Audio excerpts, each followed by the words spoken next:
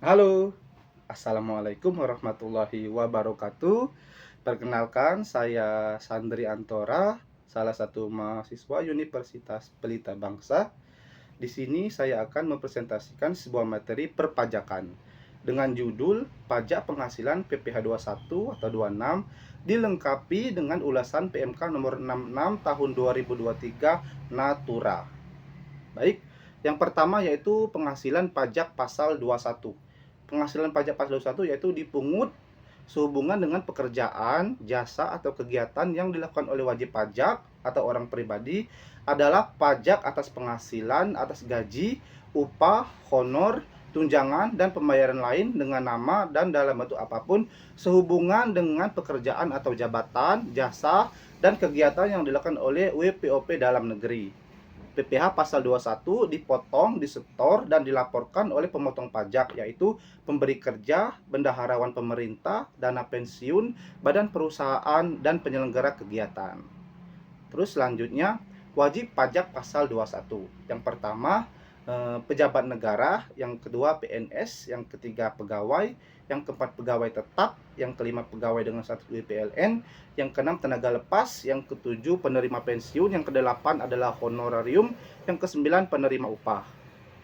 Terus selanjutnya yang bukan wajib pajak PPh pasal 21. Yang pertama, pejabat, perwakilan diplomatik dan konsultan seperti bukan warga negara Indonesia. Yang kedua, tidak menerima atau memperoleh penghasilan.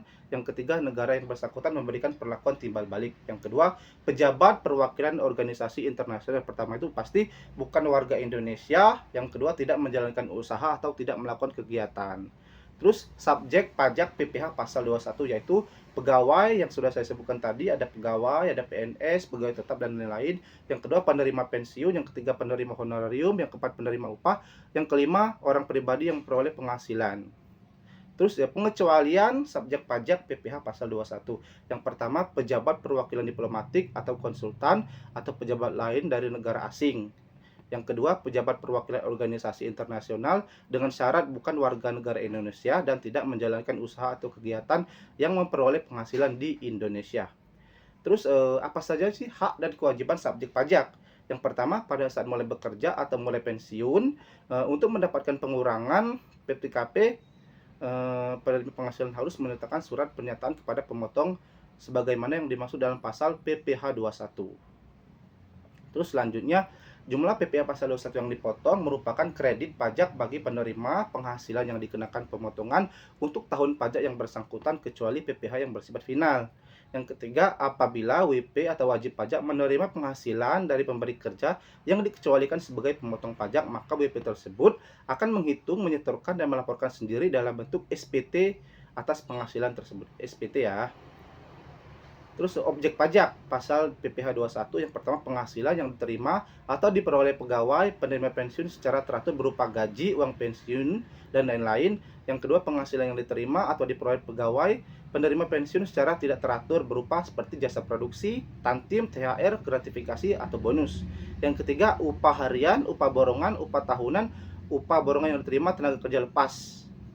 Terus selanjutnya yang keempat, uang tebusan, uang pensiun, uang THT, uang pesangon, dan lain-lain. Kelima, gaji atau gaji kehormatan, gaji tunjangan lain dengan gaji honorer bersifat tidak tetap atau diterima oleh seperti PNS. Yang keenam, penerimaan dalam bentuk natura atau kenikmatan lainnya yang diberikan oleh WP selain pemerintah atau WP yang dikenakan wajib pajak final.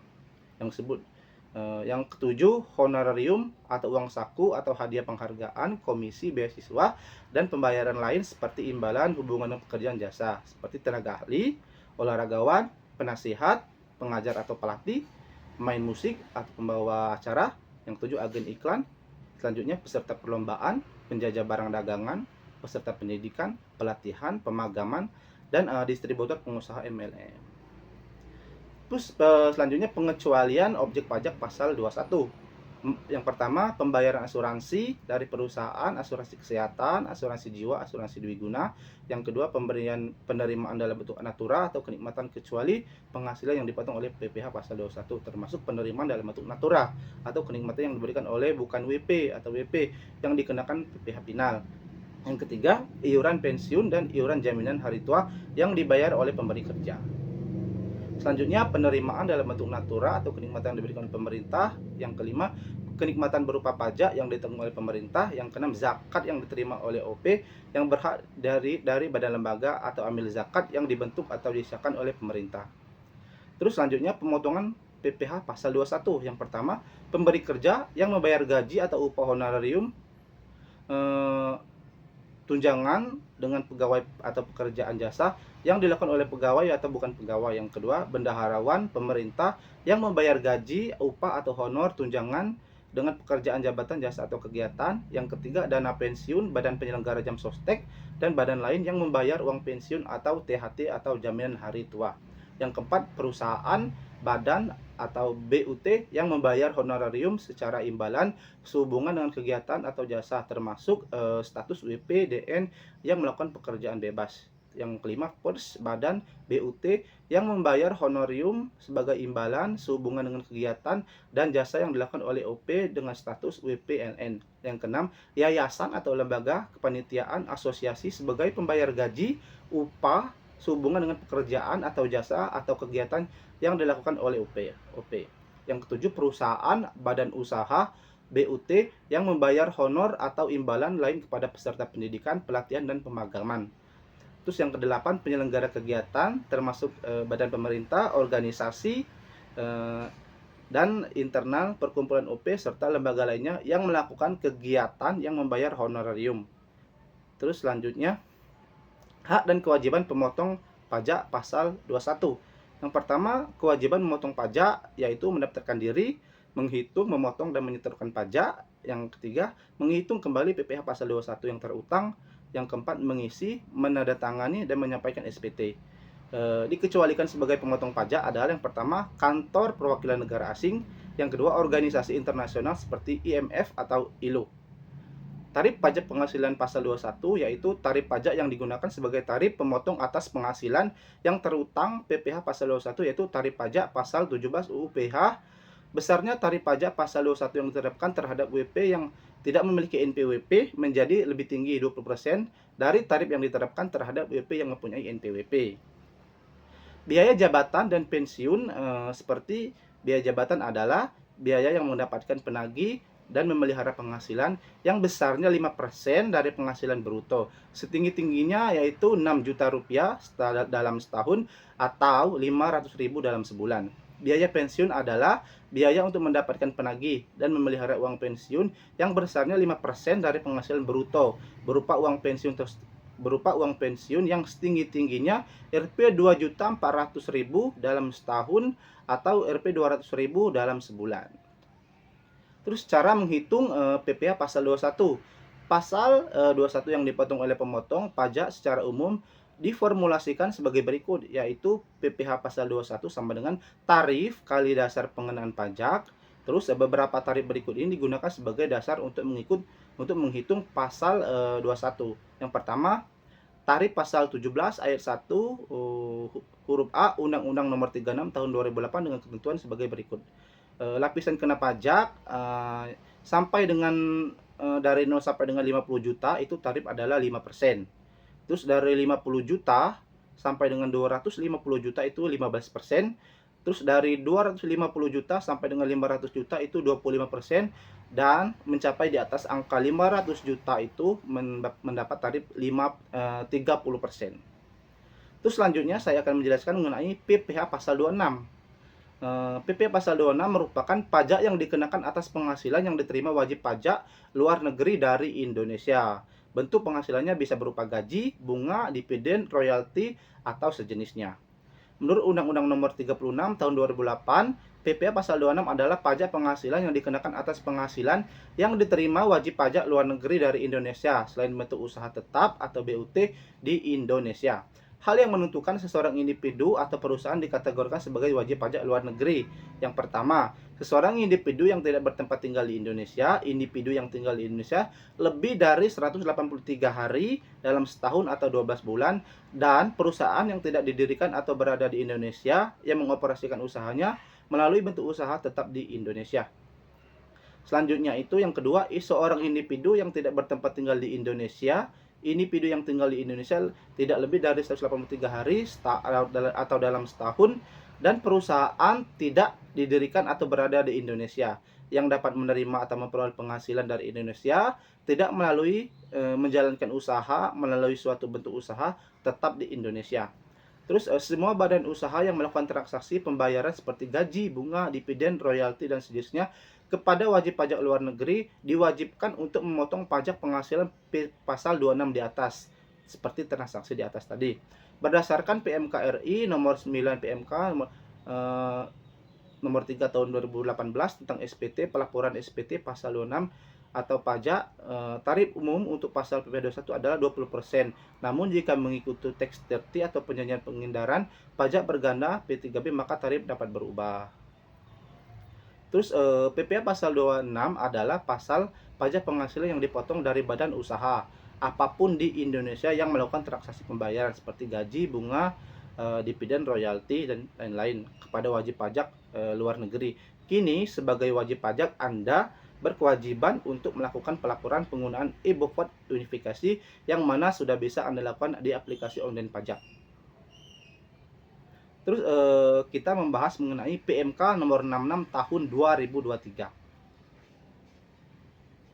PMK nomor 66 tahun 2023 merupakan peraturan yang diterbitkan sebagai pelaksana dari PP 55 tahun 2022. PMK ini mengatur tentang perlakuan pembebanan biaya penggantian imbalan dalam bentuk natura, daftar natura yang tergolong sebagai objek PPh dan pengecualiannya, hingga cara menghitung natura sebagai objek PPh. Dengan terbitnya PMK nomor 66 tahun 2003, perusahaan wajib memotong PPh natura sebagai pemberi kerja atau pemberi imbalan. Nantinya, pihak pemotong natura akan menyetorkan pajak ke kas negara. Selanjutnya, pihak karyawan menerima fasilitas atau kenikmatan ini wajib melaporkan pemotongan PPh dalam SPT tahunan. Untuk memudahkan proses pelaporan SPT, kita bisa menyerahkan urusan tersebut kepada jasa profesional melalui konsultan. Oke, selanjutnya pemerintah menerbitkan PMK nomor 66 tahun 2003 sebagai tindak lanjut dari PP 55 tahun 2022. PMK nomor 66 tahun 2003 ini mengatur tentang perlakuan pajak penghasilan atas penggantian atau imbalan sehubungan dengan pekerjaan atau jasa yang diterima oleh dalam bentuk natura atau kenikmatan. Lantas, mengapa PMK ini dibuat dan poin apa saja yang disampaikan di dalamnya? Baik, kita simak sebagai berikut ya. Latar belakang dulu, kenapa bisa terjadi adanya PMK nomor 66 tahun 2003? Pada dasarnya penetapan bahwa pemberi kerja atau pemberi imbalan dalam bentuk natura atau kenikmatan atau kewajiban yang memotong penghasilan atas natura diberikan. Selain itu PMK ini juga mengatur bentuk natura yang termasuk dalam objek PPh. Daftar natura yang dikecualikan dari objek PPh adalah tata cara menghitung natura sebagai objek PPh.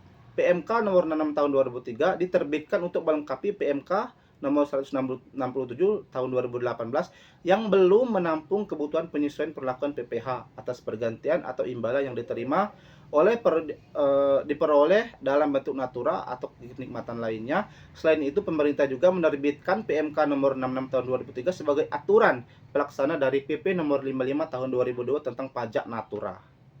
Oke, selanjutnya daftar natura yang termasuk objek PPh. Yang pertama, fasilitas kantor berupa tempat tinggal yang hak pemanfaatannya dipegang oleh perorangan, baik apartemen, rumah yang bernilai lebih dari 2 juta untuk tiap pegawai dalam jangka waktu 1 bulan. Yang kedua, fasilitas kendaraan untuk pegawai yang memiliki rata-rata penghasilan bruto dalam 12 bulan terakhir sampai dengan 100 juta rupiah per bulan dari pemberi kerja. Yang ketiga, kupon makanan atau minuman yang nilainya melebihi 2 juta untuk setiap pegawai dalam jangka waktu 1 bulan. Kupon ini dimaksud merupakan alat transaksi bukan uang yang dapat ditukar dengan makanan atau minuman. Terus, daftar fasilitas karyawan yang kena pajak natura. Berikut adalah contoh barang atau jasa yang dapat kena pajak natura. Yang pertama, kendaraan dinas. Jika perusahaan menyediakan kendaraan dinas, karyawan baik maupun pekerjaan lainnya, maka nilai pengguna kendaraan tersebut dianggap sebagai penerima berupa barang atau akan menggunakan pajak natura. Yang kedua, penginapan atau rumah dinas. Yang ketiga, makanan dan minuman, yaitu jika perusahaan memberikan fasilitas makanan atau minuman dalam bentuk voucher atau lain-lain, makanan yang disediakan di tempat kerja jika nilai fasilitas tersebut dianggap sebagai penerima upah barang atau jasa akan dikenakan pajak natura. Terus asuransi kesehatan, terus ada klub olahraga atau kebugaran, terus ada fasilitas lainnya, terus daftar fasilitas karyawan yang dikecualikan jika dari pajak natura. Yang pertama tunjangan hari raya atau THR. Terus yang kedua penghasilan dalam bentuk uang seperti penerima karyawan dalam bentuk uang seperti gaji, tunjangan tetap, tunjangan keluarga, tunjangan kinerja yang termasuk dalam kategori penerimaan berupa barang atau jasa yang dikenakan pajak natura. Yang terus kenaikan pangkat atau kenaikan gaji secara berkala, terus pendidikan dan pelatihan, terus dana pensiun, dan selanjutnya adalah pembebanan biaya penggantian atau imbalan dalam bentuk natura. Dalam PMK nomor 66 tahun 2003, pemerintah menetapkan bahwa biaya penggantian suatu imbalan yang diberikan dalam bentuk natura atau kenikmatan lainnya dengan pekerjaan dapat dikurangkan dari penghasilan bruto. Biaya penggantian atau imbalan yang berhubungan pekerjaan merupakan biaya yang berkaitan dengan hubungan kerja karena adanya transaksi jasa antar wajib pajak. Pengeluaran untuk biaya penggantian atau imbalan dalam bentuk kenikmatan yang mempunyai masa manfaat lebih dari 1 tahun dibebankan melalui penyusunan atau amortisasi sesuai dengan ketentuan peraturan perundang-undangan di bidang PPh. Sementara natura atau kenikmatan yang masa manfaatnya kurang dari 1 tahun, pengeluaran untuk biaya penggantian atau imbalan dibebankan kepada tahun terjadinya pajak natura tersebut. Sekian video presentasi saya. Terima kasih atas perhatiannya. Wassalamualaikum warahmatullahi wabarakatuh. Semoga bermanfaat.